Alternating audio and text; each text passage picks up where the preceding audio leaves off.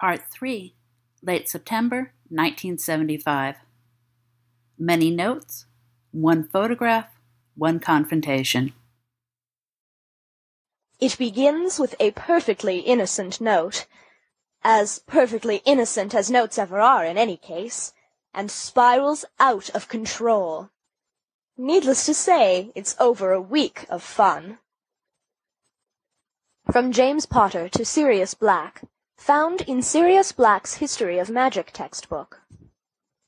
Padfoot, I am bored. Let us reconvene and watch sparks fly. Dungeon, 5 o'clock sharp. From Sirius Black to James Potter, hurled at his head during History of Magic. Honestly, when was the last time I cracked that book? Thanks for making me miss all the fun, you stupid wanker. Good luck finding my next note. From Sirius Black to James Potter, stuck in the twigs of his broom. Prongzy, this is war. Astronomy Tower, 1800 hours. Don't miss out. From James Potter to Sirius Black, hidden with his dirty socks.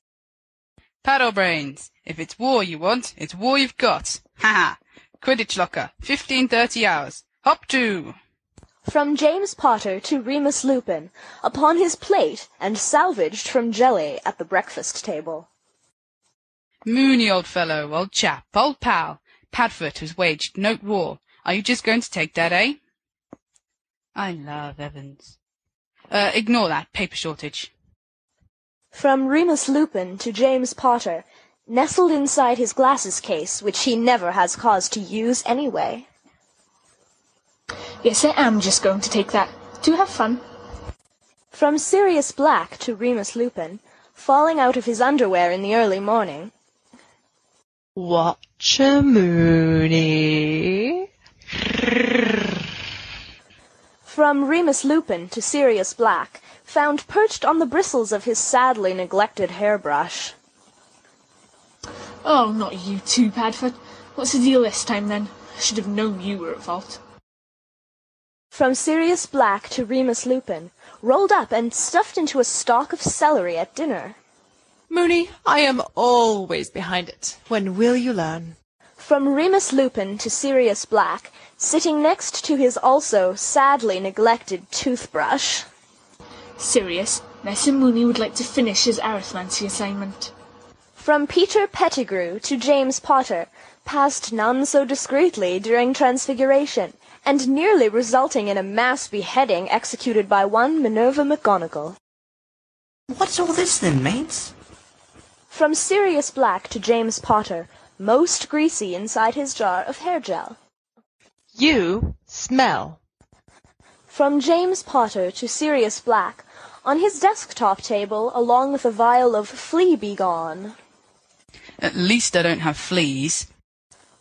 From Sirius Black to James Potter, in his bedside drawer beside his copy of Busty and Bewitched, the September issue. Evans's lingerie drawer. Thank me later. From James Potter to Sirius Black, stuck up his left nostril while sleeping. You are a madman. From Peter Pettigrew to James Potter, yet again none so discreetly during Charms. I've got new socks on. From James Potter to Peter Pettigrew, levitated in his direction and spending an inordinate amount of time tickling his nose. Well, that's lovely, Peter. What colour are they? From Peter Pettigrew to James Potter, more incompetent and public shoving. Blue! I like them. From Sirius Black to James Potter, clipped to the back of Lily Evans' beige bra. Oh, James, I love you. Hold me. Evans. From Lily Evans to James Potter, handed coolly to James Potter over lunch. Congratulations. That is as close as you will ever get to being in my drawers. I hope you choke. From James Potter to Sirius Black, in his muffin at breakfast, nearly causing a serious choking accident. You are dead. From Sirius Black to James Potter, taped to the bedpost at the foot of his bed, so it is the first thing he sees when he awakens. Ha! In all 2 of your dreams that aren't about having sex with me. Give up, Potter. I win. From Peter Pettigrew to James Potter, during herbology, in reference to a very rare form of poison ivy, landing him in detention for general unsubtlety. I'm really itchy. From Sirius Black to Peter Pettigrew, chucked at his head over dinner. You don't get it. From James Potter to Sirius Black, all alone in his empty underwear drawer. You do not win with no more underwear, ever. You can never win. War! War! From Sirius Black to all, hung up on the door of the boys' dormitory as a general warning to all. All right, you lot, past this round. Who among you stole my last tie, thereby sentencing me to eternal detention with Rookwood? Speak and your death will be painless. From James Potter to Sirius Black, pinned to the collar of his shirt to serve as a makeshift tie. Your tie is also dead! Ha ha! The following note from Sirius Black to Remus Lupin is passed in a very sneaky fashion during History of Magic, along with the following collection of notes. Moony, tell me this is not what it looks like. Not on. This is a prank, right? Severus, tonight at 8's all right for you? I'm so sorry to be such a bother. One more night should do it. Remus. Lupin, stop apologizing. It's unbearable. 8 then. Sharp this time. Snape. Severus, thank you again for cleaning up all that mess last night. I'd probably better give up on potions because good help can only do so much. Remus. Lupin, are you a bloody Gryffindor quitter too, then? I should have assumed. Snape. Severus, that isn't what I'd intended. I just didn't wish to take up your time with my own incompetence. I would like to continue if it isn't too much trouble. Remus. Lupin, you are again apologizing for yourself. Stop it. 8 tonight, you know where. Snape. Severus, we must be getting somewhere. Didn't poison you, myself, or light anything on fire last time. I think you're more patient than any professor, really. 8 tonight? Remus. Lupin. Yes. 8 tonight. You are progressing. Now, if only you weren't such an irascible Gryffindor. Snape. Severus.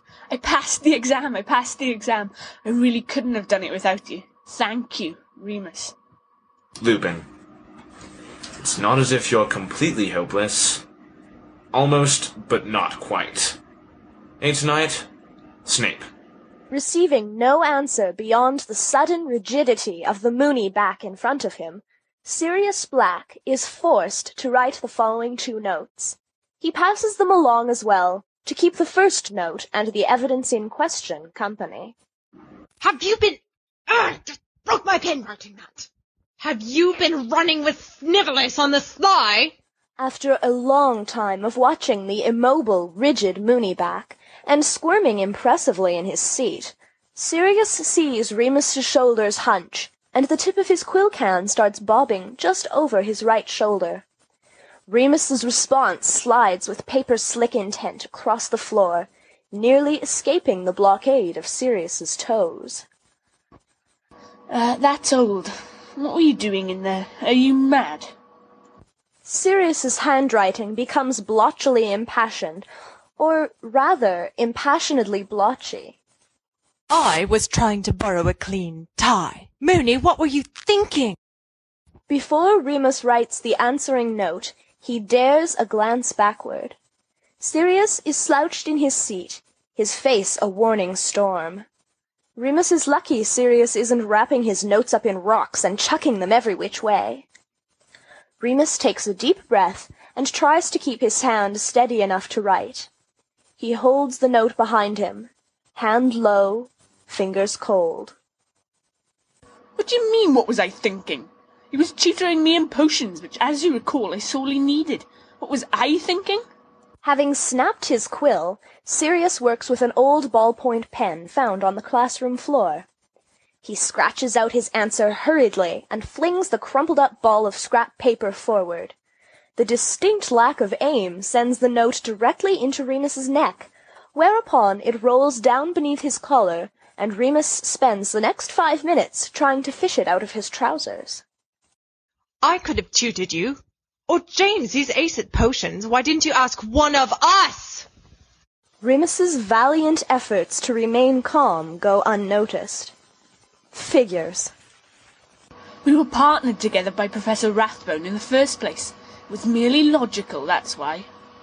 Sirius's less than valiant efforts to turn purple do not go unnoticed. James leans over and asks him if that vein in his forehead is going to pop out or what. Sirius is not amused. But Peter is. Nothing is logical which involves you slagging off with Snape. Why didn't you tell us? Never before has Remus indulged in such blatant impertinence during class before. His class notes are lacking. He will never know the very important formative years of peace talks between the goblins after their 802nd war. He writes his note to Sirius dutifully, though his left eye is twitching. Because he would have reacted like you're reacting now. While Sirius is writing his next note, the professor kindly asks Remus if he is well. It's Remus's turn to go a violent shade of purple. Sirius uses the distraction that ensues to lean forward and shove the note onto Remus's desk. I would not have if you'd just told me. Remus is not best pleased. And you expect me to believe that? Sirius abuses exclamation marks without a second thought as to their well-being. Yes, if Snape's bothering you, I expect you to tell us. That's what friends do. This just looks like skulking. Remus fights off the desperate urge to comment on Sirius's over-punctuation. Sirius is running out of paper. When was this, anyway? Remus's folds are growing messy, and his sentences terse. This is a grave warning sign that he is truly upset. Sirius is too busy attempting to get the ink stains from his snapped quill out of his nose to notice. It is most unfortunate to be comically enraged. He wasn't bothering me. I was bothering him. It was second year. James once again asks Sirius if that vein should be checked upon by Madame Pomfrey, and Sirius is once again emphatically not amused. Peter still is, however, and James nearly falls out of his seat trying not to laugh. I don't believe this. You hate Snape. Are you mad? He could have killed you. Remus's sentences grow ever shorter. Danger is nigh. I don't hate Snape. Snape hates me. Remus is again tempted to comment on the questionable reasoning behind using both a question mark and an exclamation point together at the end of the same sentence. What? You told me you hated him. We all hate him, and Snape hates everyone. That's why he's Snape. There is nearly a great tragedy with the following note, as a sneeze almost knocks it off course into an innocent bystander's lap. Swift thinking on Sirius's part nearly impales his stomach on his desk, but he rescues the note from certain danger. The lesson continues to the second round of peace talks between the goblins and more goblins, and angry goblins, and goblins that drool overly much. What does it matter then? Snape hates everyone, Snape hates me, and all he was doing was tutoring me in potions because I was hopeless. More exclamation points and capital letters. Remus ponders a career in editing. What did I just say? He could have killed you. Maybe he sabotaged your stuff. Sirius wonders if getting up right now and punching Severus Snape's nose into teeny-tiny smithereens would get him expelled, and just how worth it that unwise course of action would be. He didn't. I'm still alive, aren't I? Conspiracy theories gnaw away at Sirius's insides. Maybe you are slowly being eaten away from the inside. Anyway, that's not the point. At last, the damning word ridiculous comes into play. James does fall out of his seat this time, leaning over to read the formidable collection of notes by Sirius's right elbow. Then I've missed the point, Sirius, or it's just as ridiculous as I'd feared. Sirius figures it's a tough job, but somebody's got to do it. The dread meeting after class is suggested. The point is, he... Bugger... Oh. Are you free after class? I want to talk to you. This is stupid. The tables are turned. Doom impends. Remus quails. Fine. No, I'm not. All right. But says yes anyway. Good. I'll catch you outside then. The class is full of fidgeting, and the goblins have 17 more peace talks before they again go to war.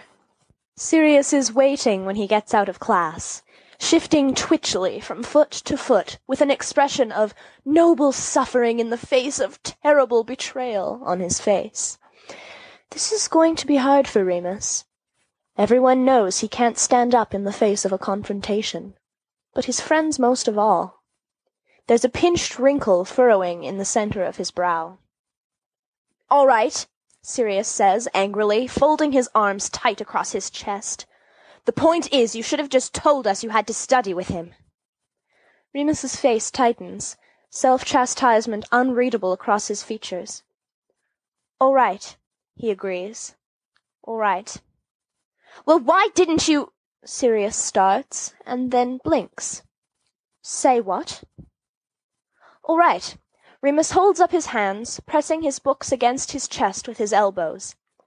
"I said all right. I should have told you I had to study with him, so you and James could have interrupted us every 2 minutes, and I could have blown the entire dungeon up." A slight flicker of wickedness replaces the worry lines tugging his scars over the bridge of his nose and the angle of his chin. "Yes," Sirius says, with great vehemence that seems somehow misplaced. "Yes, you should have." Some part of him suspects that he has been tricked, and he does not appreciate it. Remus is watching him, injured innocence writ large across his features. And you shouldn't have thrown that last note so hard," he adds, feeling stupider by the minute. "I thought you looked rather dashing, nearly snorting it up into your nose like that." Remus pauses, licking his lips. Relief shows in the backs of his eyes, dark, the color of murky mahogany. "At least you and James aren't the only ones with good aim, you know." Sirius twitches and glares, but without real feeling behind it. "You should have been a beater." "Don't be silly." Remus fusses with his collar, scratches the back of his neck, and shifts his shoulders back to comfort, all while keeping an impressive number of books steady against himself. "I didn't enjoy fishing that first one out of my underwear, either. Let's just say we're even." "Fine," Sirius says, deflating. "I'm hungry anyway." Remus closes his eyes, fingers easing against bindings, relaxing against pages. "Then let's go eat. If," he adds, "Peter's left anything over for us." "Doubtful," Sirius says with a barking laugh. He slings an easy arm around Remus's shoulders, and then freezes. "Hang on, aren't we in a fight?" Bugger. Remus nearly says it. His shoulders definitely say it. Bugger. "Not any more?" he ventures. "We've been very mature. We've definitely resolved the issue at hand." "Yes," Sirius says, immensely relieved. "Maturity being our middle name. Our collective middle name. Sirius and Remus Maturity Black-Lupin. What's for lunch, I wonder?" "Peter's leftovers," Remus replies, and nearly leaks relief all the way down the hallway. From Lily Evans to all, wrapped up in James Potter's invisibility cloak. "You are all imbeciles,"